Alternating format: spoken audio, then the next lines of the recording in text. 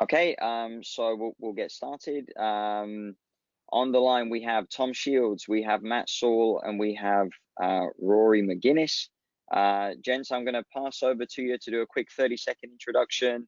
I just gave your name, but which club you're at, what's your role, and that's all we need for now. So, Tom, we'll start with you, mate. Boys Director of Coaching and Boys ECNL Director at STA. Super. Matt? I am with Rush Soccer and I am the Director of Coach Education. Mr. McGuiness?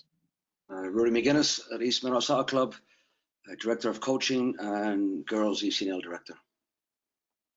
Cool. Okay, so thank you all for joining us today. The focus of today's discussion, and we'll get straight into it, is based on a metric that we track called active participation that we have through Beyond Pulse. And it's something that gents have all been using and are somewhat familiar with. Just to very quickly explain what active participation is, at the end of the session, it is the ability to show how much time was the team actually moving, how much time were they actually active. And so we show that as a team average with the ability to also see every single player's active participation score at the end of the session. So first thing I just want to ask you guys, because you've all had some experience using it, what's your favorite thing about that metric? And I'm gonna go to you first, Mr. McGuiness. For us, and for me specifically, the ability to track the team's average active participation score from training sessions is untold, and an ability for us to compare that to our session intensity plan, the desired outcome of how much active work we want the players to establish, and then a reference point in comparison to what our periodization plan would be for the week or the month. It's a useful tool and a useful data metric to allow us to understand if we've actually, as coaches, established a training intensity that suits what our initial plan was. Cool. And there's already 3 questions I want to ask off the back of that, but I'm going to hold fire for now. But okay, thank you for just quickly touching on it, Mr. Shields. Yeah, for me and for us, it's the unique ability to truly observe and understand whether the type of high intensity, player-centered, maximal involvement type of environment that we're looking to create has been achieved. We are pretty heavy on players and their involvement leading the session, and not necessarily it being the coach in the middle of everything. And the AP scores allow us to see as individual coaches, and myself and the other directors to see as managers whether or not the staff have been able to, to fulfill that intention and utilize the preferred, I guess, style of delivery that we're looking for. So really great insight and something that we're really excited to have the opportunity to use on a daily basis. Cool. Okay. Thank you, mate. And Matt, I know, correct me if I'm wrong, I don't think you're using it on almost a daily basis in the same way that Ruairi and Tom have, but from your interactions with it, what have you liked about it? Yeah, from the point of view of different clubs across Rush Nation that are using it, and different coaches that are using it, and the conversations that I've had with those guys, what's most interesting to me is, and it kind of lends a little bit to what Tom was talking about, is the session and the design of the session and the way that it's built. Is it around the learners and the individuals that are in front of us and their desire to play and grow within the game? So we can look at coaches, we look at sessions that are delivered, and kind of determine stop starts moments and things like that. So it's for me, the most engaging piece of it is how active are the players during the training session, and that comes down to pure enjoyment and keeping the players participating in the game. Thank you, mate. And so I guess something I'd love to just go back to quickly. and maybe this is a bit more to Rory and Tom on the day-to-day, but so talk to me a little bit more about how you're doing that. So every team or a number of teams are using it. How are you actually interacting with that metric? And how are you using it to either talk with coaches or share ideas with coaches? How are you applying that metric right now, just in your environments? Sure. For us, it's almost an opportunity for some coach education within our staff and our programming. So we use the data to establish how involved the players are, how long stoppages are for coaching points. And then we reflect on the use of our coaching toolkit and the different variations of how to administer and distribute information from a coaching standpoint. It also allows us to take a look at our transitions between exercises and stages within a training session and help coach staff and help develop quicker transitions from a staffing perspective. So in many respects, it's a coach education tool for us I get an opportunity to see from the database and the dashboard how our staff are doing in terms of the amount of time they spend actually having players involved in exercises, how long the downtime is, why is the downtime so long in some cases, and we can use that as an opportunity to improve. Can I ask a question just based on that then? What have you noticed is the biggest trend, just with what you've seen, as to why why active participation might be low in the teams? Like, what seems to be the common reason for that, if there is one? For us, there's a recognition that our staff probably need to be even better in terms of their planning of each exercise, planning of their interventions, planning of sentence structure in terms of what they actually deliver when they're coaching. Yeah. So that was the biggest piece for us. When you see the dips of stoppages, it's untold for us. Yeah. Cool. Okay. Tom, can you talk a little bit as to how you've been using it in a bit more of an applied sense for your coaches? Because you've got quite a few more teams, I think, that are using it as well, right? So how's that working? Yeah, so I guess just touching back on one of the things that Rory brought up in his first comment, for us, one of the big points of emphasis, at least for, I guess, the full-sided age groups, has been looking at AP and how it relates back to the physical periodization plan that we have. So in addition to obviously the heart rate metric, how actively involved are we looking for players to be across the various zones? And obviously for people that perhaps are less familiar, the low, moderate and kind of vigorous zones that we record, we want to really stress that on the days that we're looking to truly push the players and we're looking to extend the time periods through which we push them, that the AP score is naturally going to be higher. On maybe a regeneration day or a preparation day, depending on where the last game was or where the next game is. Obviously, we use AP as a guide in terms of perhaps expecting that a lower intensity of activity is going to be delivered, maybe more tactical, maybe more information, so players are perhaps less physically stretched, or very simply that we're managing the work to rest ratios so that, you know, there's more time in the session where they are by definition less active, so the AP score would again drop. So that's been one thing that's I think been a real point of emphasis for us. The second, I guess, is alongside what Rory was saying, just in terms of practice design, practice plan and execution, the coach is becoming more consciously aware of their own behaviors and how those behaviors have influenced player involvement. So I think it's always a startling and very humbling experience to look back on your sessions and see, did I do what I set out to do? You know, that quick point, the point that I thought was quick was actually 2 or 3 minutes, or that moment where we made a point, then went for a water break and then had to explain a new activity became a 6, 7, 8 minute stoppage, and all of a sudden I've lost 10% plus maybe of the time that I've got with the boys or the girls. Yeah. So that has been for us minimizing those lengthy periods of inactivity, and when they are there, basically being humble enough to reflect on why they were there and figure out whether we could adjust to them moving forward. And that's been a challenge that's been embraced really positively by a lot of the staff here.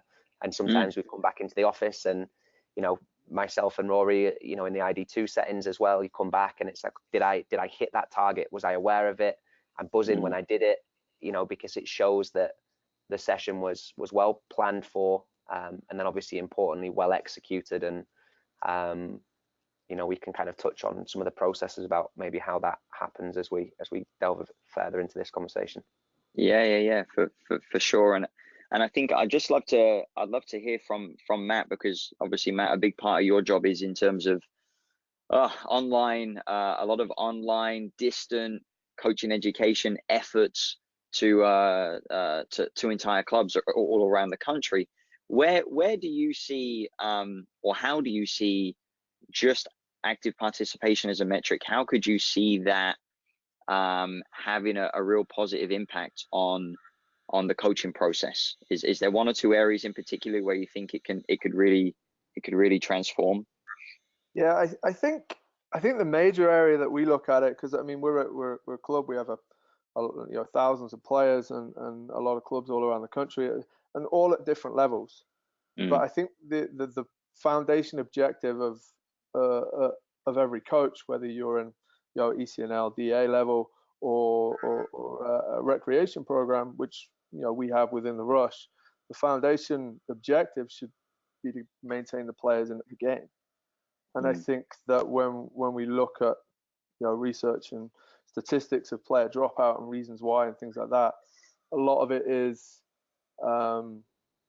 because it's not enjoyable, or because it's of different things that coaches structure. So when I think about active participation, and I try and put myself in the shoes of a player, what kind of a session do I want to be part of? Do I want to be part of a session where I'm touching the ball once every 5 minutes, and hit stop and hit start, and or do I want to be part of a session that feels real, that looks like what we're going to do on a Saturday? And then that also lends itself to learning and acquisition and retention of information. So so I think for us, from a perspective of the size of the club that we are, and from the blended learning environments that we're trying to create within Coach Ed, that's a major piece. We talk about it regularly. Hey, there's X amount of dropout within youth soccer. How can we impact that? And some of it is simply, as a coach, for want of a better phrase, getting out of the way a little bit, and allowing the players to play. So, Pete, Matty, can I jump in there, because I think you make a fascinating point, and something I think, Michael, another to add to the layer of questions that you've brought forward. The value in knowing what the lowest level of involvement was is something that has become a startling statistic that we're looking to pay real close attention to. So, Matty, I think your point's brilliant about the fact that many kids are involved in the game because they love the game, and when training is removed from the game, it becomes not the game anymore, and we put ourselves and them in a position where perhaps they would start to question their involvement, as you said. But from a coaching perspective, the ability to connect with and impact every player in a group for the duration of a session is something that takes a degree of conscious involvement, and is not an easy thing to do. But this statistic is one that's allowed us to do it. So we're conscious of whether those, maybe there's multiple team rotations and one team gets left out. Maybe there's people that are bumpers and bouncers that stay static and uninvolved for too long. Maybe it's, we've all been in situations where there's different parameters through which we try to have players in and out of sessions. But I think that is something that for everybody, this metric is an incredibly powerful tool to identify whether or not we're successfully impacting everybody and coaching everybody, and not just you know, one portion of the group. So based on That's what Matt said, exactly where we're at right now in like season 2 or year 2 of the software and the platform.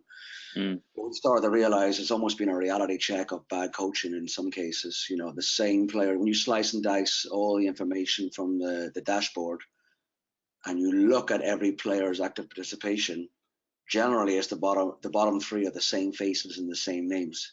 Yeah. So we have a responsibility, as Matt said now, certainly within our culture and within our club, to almost target those bottom 3 or bottom 4 players in terms of their active participation and say, how can we make them more active? How can they be more involved in a session? How do they feel even more part of a team? And that just care of our attention to those players, I think will help the overall training session for me, but also help players stay in the game for longer. So that's kind of where we're at right now. That's to kind of piggyback of that. That was, you know, my second thought is, you know, it's exactly what you guys are saying. It allows you to individualize the process. You can see, you know, how do I push this kid who may be bored in an environment that is not demanding enough for him, and you can see that from the statistic. And then you can also see, as you say, the bottom 2 or 3. Okay, how can I push them, and how can, you know, what can I do to involve them in their own learning process, and give them some ownership. And I think with ownership you create value, and you create, you know, a little bit more retention. So it's certainly, you know, what you guys are talking about are certainly things that we're looking at. I'm sure the statistics are, I'm not sure of the absolute trends, but I think I heard before, average coaches will coach the top 4 or 5 players. Good coaches will coach the top 4 or 5 and the bottom 4. Nobody coaches the middle 10. So as Matt said, there's an opportunity here with the metric and the data to individualize every training session, or be it if it's not a functional training session or a game preparation session on game day. So I think it's very valuable in that respect. Wow, yeah, that's good. I mean, I'd love to get into how should I ask this question? So I'd love to get into the application on the field a little bit more, and just some reflection from you all. You know, was there a time when the active participation score caught you out and you were like, oh, I didn't realize that, and you've gone back and reflected and thought, okay, yeah, this is something that I did, and you've maybe changed something in how you've coached just from your own personal usage of that statistic? Any insights from things you've changed or you've personally done differently in your own coaching process from this metric? I know, just kind of hop in here, I don't use it on a daily basis as you guys do here. I know the one thing that I do, having the knowledge of what the statistic, the AP score is, and there's a guy that coaches on the other side of the field that has his girls team in it. I am very conscious of what I am doing with my team and the structure and my stops, just because of what's being measured here and my insights. So it's changed my thought process within a training session. And it's changed, you know, that kind of, you know, as Tom said earlier, that 30-second stop that turns into, you know, 5, 6, 7 minutes, because I'm enjoying the sound of my own voice. It changes the way that I think. So for sure, although I'm not using it on a daily basis, that's an impact that it's had on me, just from understanding the thought process and the philosophy behind the score. Yeah. Shields, Mr. McGuinness. Yeah, I think, look, I love these conversations because there's so much experience and history that we can kind of touch upon. I think for me, there's a couple of prominent things. One was noticeably in the winter, when the restrictions, I guess, that many of the clubs in this country and across the world find themselves in, we weren't training, we're not ever training the 3 and 4 days a week that perhaps we're accustomed to in the spring and the fall. And my first winter with the belts, with the product, it caught me out that perhaps we weren't, as a club and as an individual, we weren't maximizing that more finite portion of time that we do have with the players. So it really challenged me to be hyper conscious of the structure that I was using. So we're a club that uses games heavily as the vehicle through which we teach. But in that hour and 30 that we had with them, I wanted to really make sure that we were as engaged as possible for as long as possible. Obviously not, including water breaks and including necessary coaching moments and explanations, but it changed my approach to how we structured things. It changed my approach to how I layered information. So as we said earlier, when we're planning a session, it's almost, I expect to see behavior X, Y, or Z, or error X, Y, or Z based on the topic that I'm delivering. But I don't need to fix it all in one go. And I don't need to fix everything that's wrong in the session. I can layer my information, I can layer my stoppages so they build upon one another and they don't overwhelm the kids and they don't get confusing and don't get complicated. But by doing that, I can also make sure that, hey, we're going to go for 5 minutes and we're going to stop for 1. So the periodization, the work to rest intervals that we use, I know based on my plan that I'm going to have plenty of time to deliver the information that I need to impact the players and to facilitate learning. But I don't need to do it in one go where it gets to become a 4 and 5 minute, 6 minute stoppage. I can do it where it's short, it's succinct, they work, we stop, we talk, we go again, we stop, we go again. And doing that, we got pretty high AP scores, pretty engaged players that, the intensity of the sessions improved significantly when it's like, okay, something has to give, right? We can't afford to have 30 minutes out of a 90-minute session somewhat wasted when that 90-minute session is all we're getting really that week with the boys or the girls. So that was definitely, those kind of couple of points in terms of the importance of planning prior to delivery, and then the comfort in being uncomfortable with not having to fix everything, but the security that, I've tried to suggest to the staff in terms of it's okay to let the kids struggle a little bit, and it's okay to not need to step in every time something goes wrong. Embracing those two types of approaches, I think, was really beneficial to an increase in involvement and AP scores that we witnessed.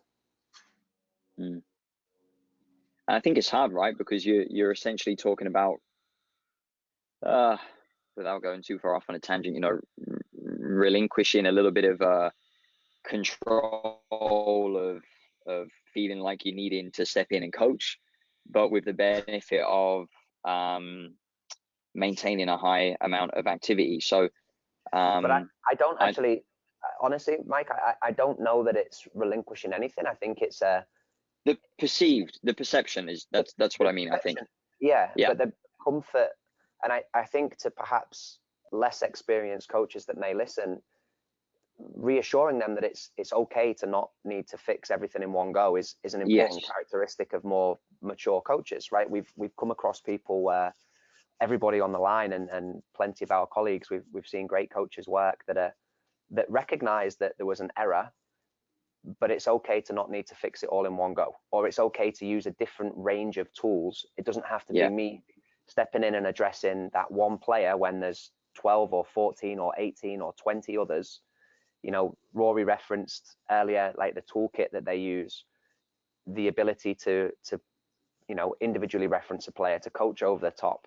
It stretches your ability to extend the range of behaviors that you utilize in order to be effective at what you do.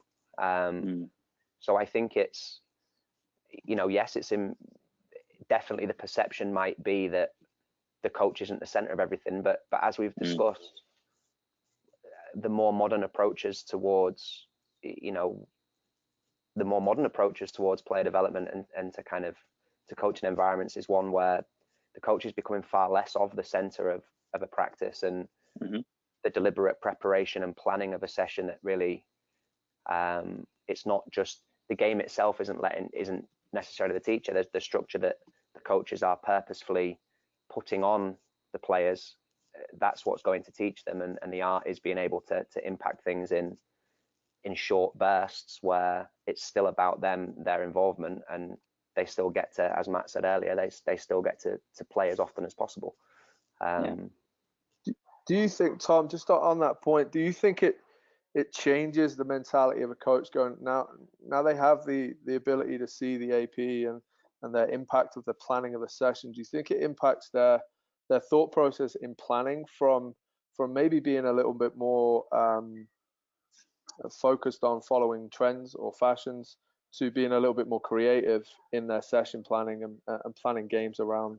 Yeah, I think, honestly, mate, I think it's I genuinely feel that while the perception may be that the coach is more removed and less involved and maybe, God forbid, lazier, I actually think the planning and the knowledge and the detail that goes into allowing a session to flow in that way is actually far harder, and takes a lot more skill and takes a lot more foresight, because, yeah, Matt, I think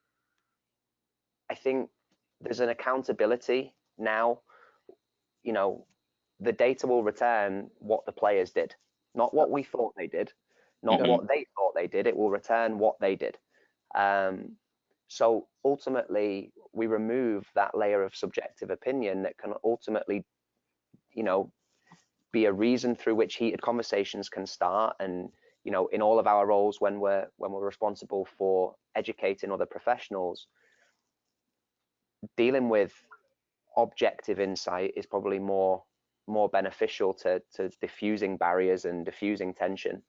But I really do think that having the ability to reflect on action means that the coaches have to be far more purposeful in their practice design, and it's a challenge, right? And it's great because now we're learning, like we're asking the kids to learn.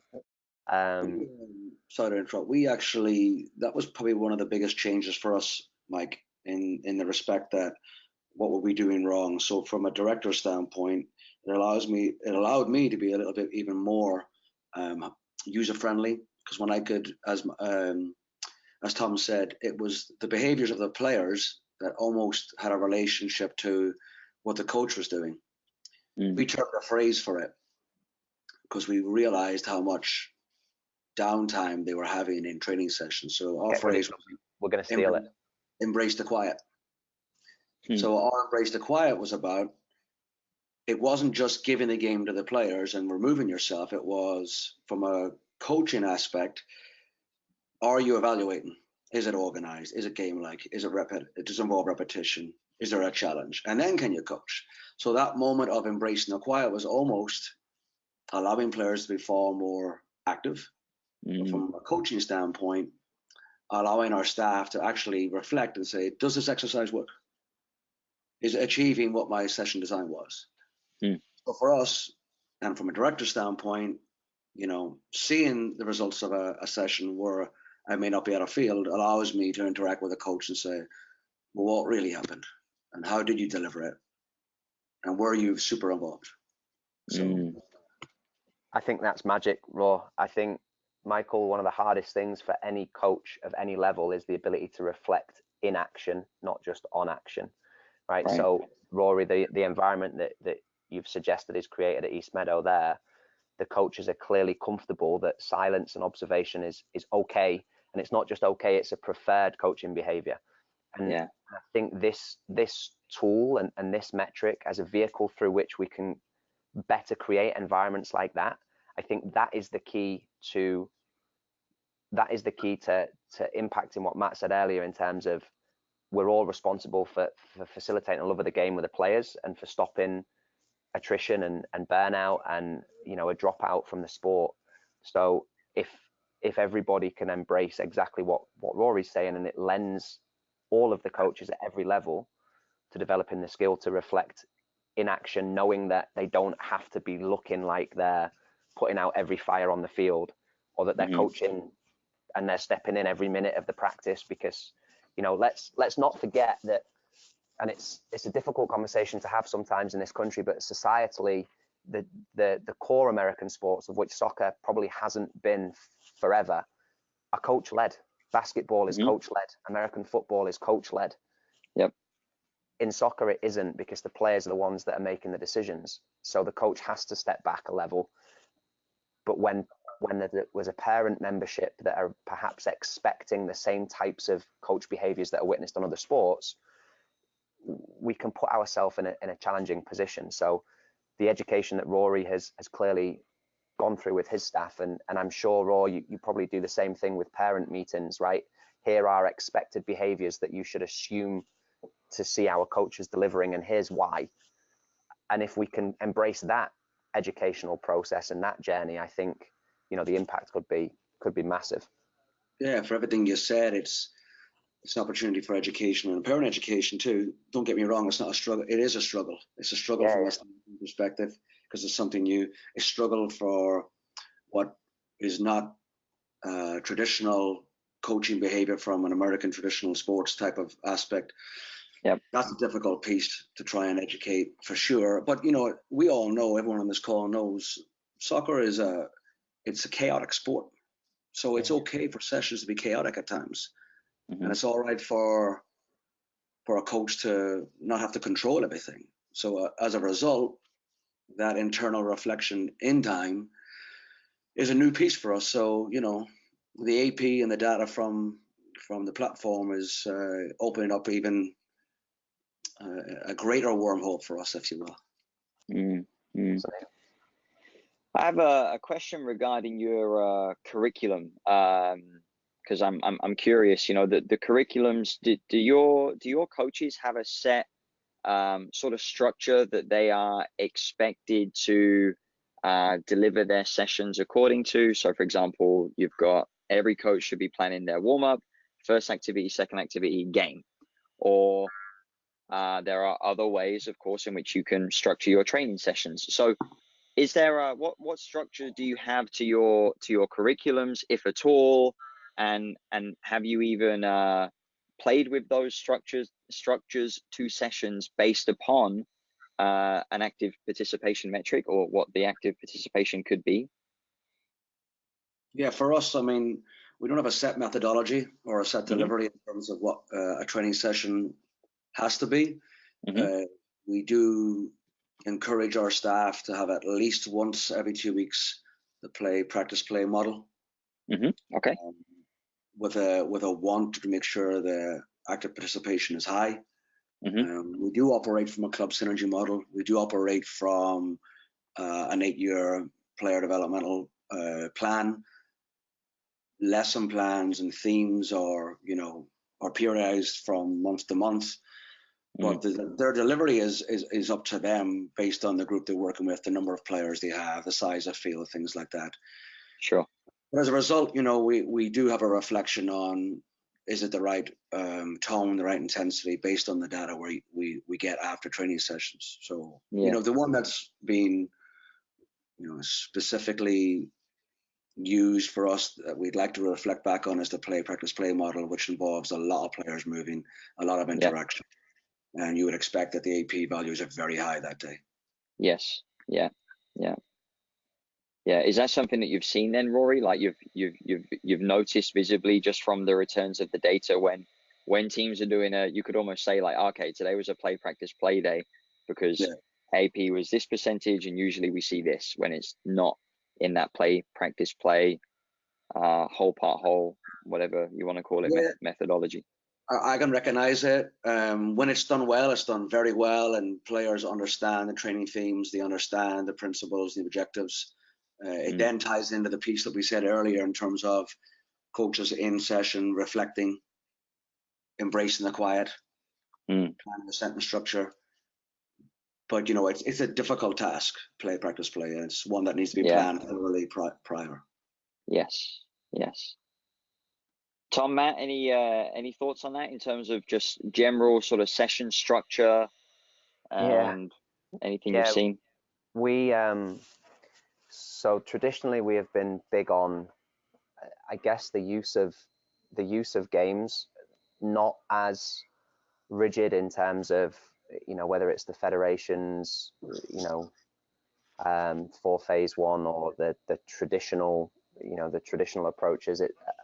Nor does it necessarily have to be a whole part whole, but what we've kind of gone down the line of is saying that opposition is important, so we facilitate decision making, and we want the practice content to reflect the demands of the game as often as possible, and the best way of doing that is to use a game, right?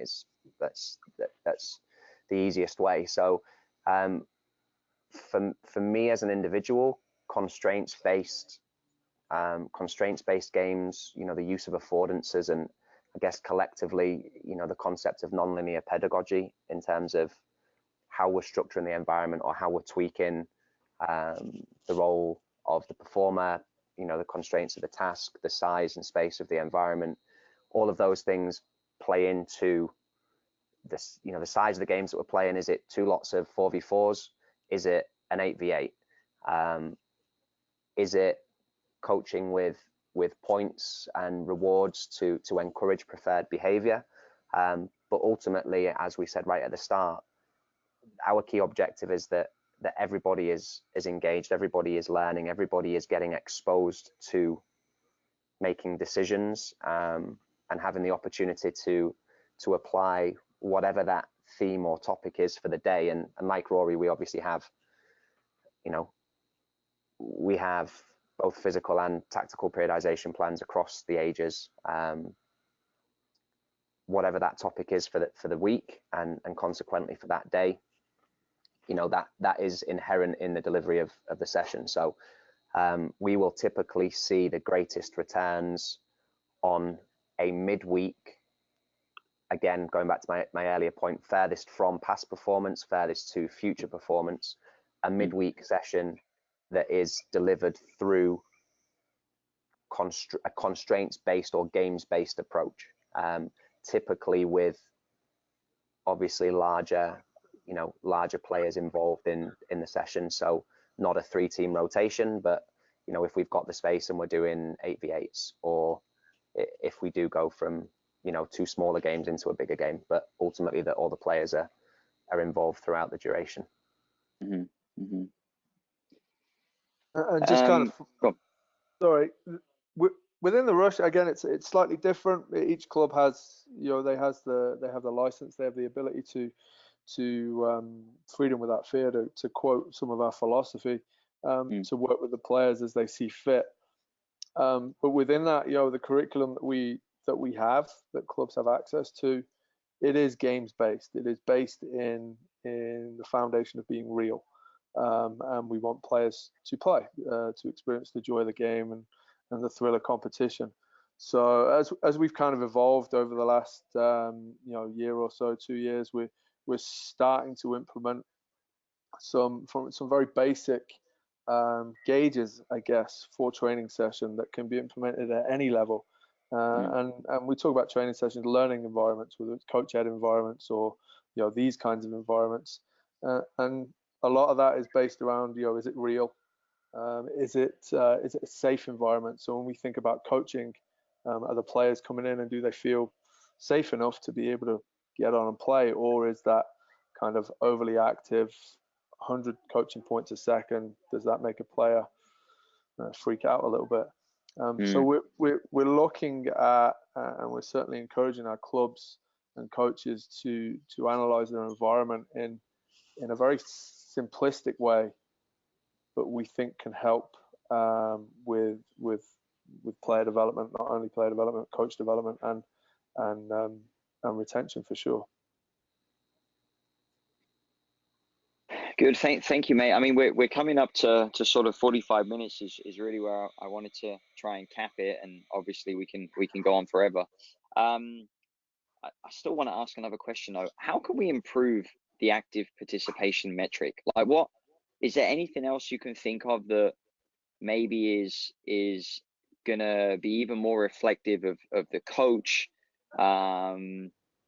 How could we build on this idea? Right now it's based upon players just moving. So technically, if they're jogging laps around the field, active participation is going to be high, right?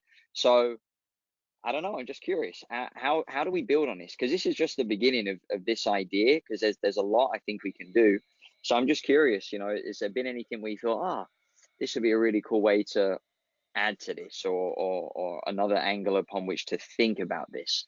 Just wondering if you guys had any thoughts on that. We've got a plan whereby we're going to start our own case study, an internal case study, whereby, I mean, from the offset, it's like the Hawthorne effect. Whatever can be measured can be improved, right? Mm-hmm. So for us, we're at a point where, all right, can we get to a point where everybody's at the same sort of level in terms of the active participation for a Tuesday or a Wednesday session? That is a very directed possession type session. So we've established a session template. We're going to have our staff deliver it once a month, and then see where we're at after 3 or 4 months. So cool. That's going to be an internal, I guess, reflection piece for us. Because for us, we would like, as individuals and coaches, to keep the range of an active participation session amongst all the players within 10%, right? Your top performing player to your least performing player.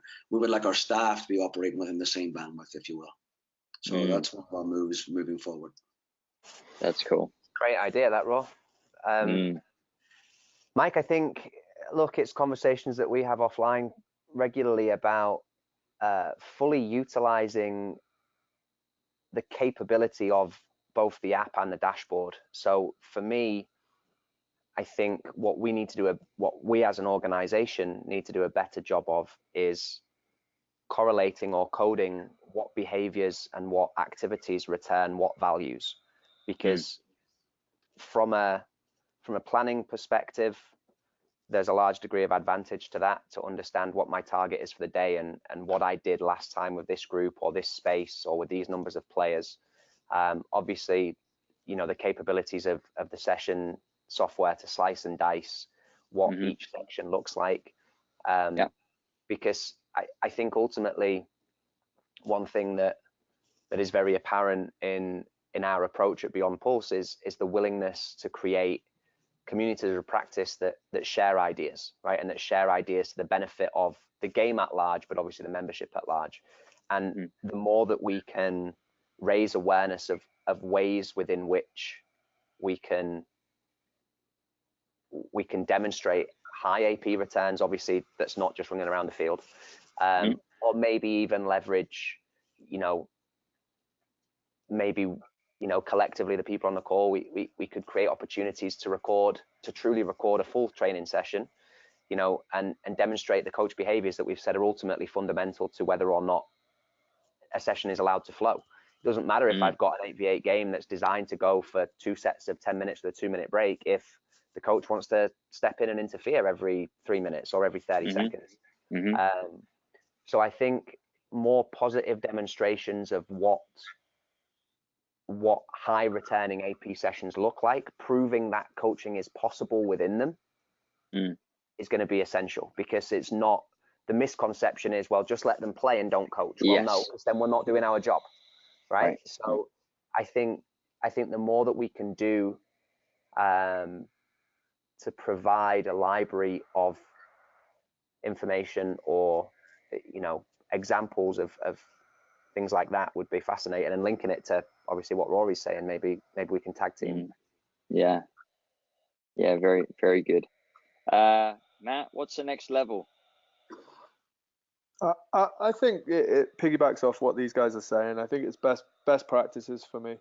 So within what is being utilized, what we're learning from the information, what we're learning from the data, how can we best engage players? How can we maximize what we're getting out of coaches, and how can we help coaches to understand the impact of their planning?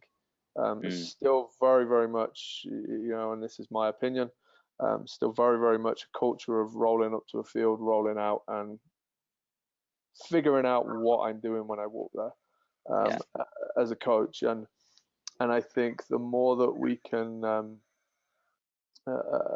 share the impact of the effect of effective planning, from the points that you're going to make to how you're going to deliver the session, to the design of what you're laying out, and using the game as an opportunity to teach. And again, going back to the point of, it's not just rolling the ball out and letting them play.